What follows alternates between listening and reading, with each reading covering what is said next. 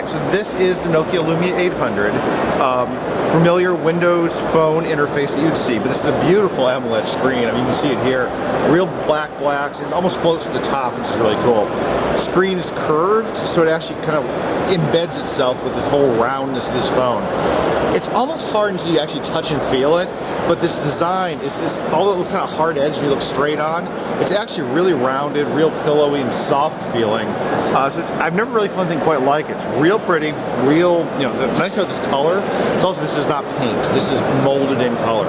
This is one chunk of polycarbonate that then is machined and polished, and it just feels really nice.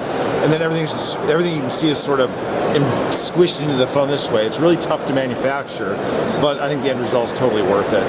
Everything's sort of hidden, so up at the top, you push right here, there is your charging jack. If I was to pull that out, obviously it'd stop the phone, but that's where the SIM card would slide in and out, and it is a micro SIM. Back to the back again, 8 megapixel camera with Zeiss optics, so that really high-end, rich camera experience that Nokia is really known for. And of course, being Windows Phone, also has the dedicated power button over here. Apparently I have, no, I don't. There we go. So back to this again.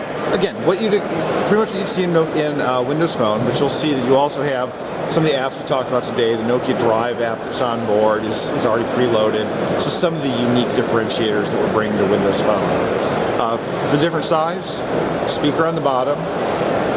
There's obviously the screen, jack, charging jack under here, SIM card. Nothing on this side, just real nice and clean. Camera, dual LED flash, and then volume rocker, power, and camera button on this side. Now, specs-wise, can you walk through some of the Yeah, spec-wise, you're looking, of course, obviously AMOLED screen, which is really pretty. You've got a 1.4 gigahertz Snapdragon processor on board, 16 gig of memory. So again, what you would expect from a good high-end Windows Phone product from that standpoint.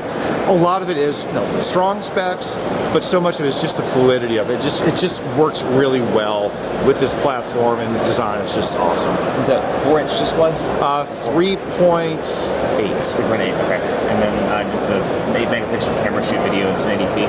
The camera is, I believe, 720p. 720, okay. Yeah, we should look that one up, but I'm pretty sure it's 720p. Can we see some of the apps that were announced? Yeah, I think the big one being Nokia Drive. And let's see what comes up here, because I think the last time I loaded this up, the maps that were on board were probably East Coast somewhere.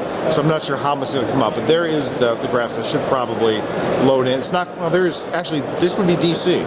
So this is by the airport DC, so obviously not here.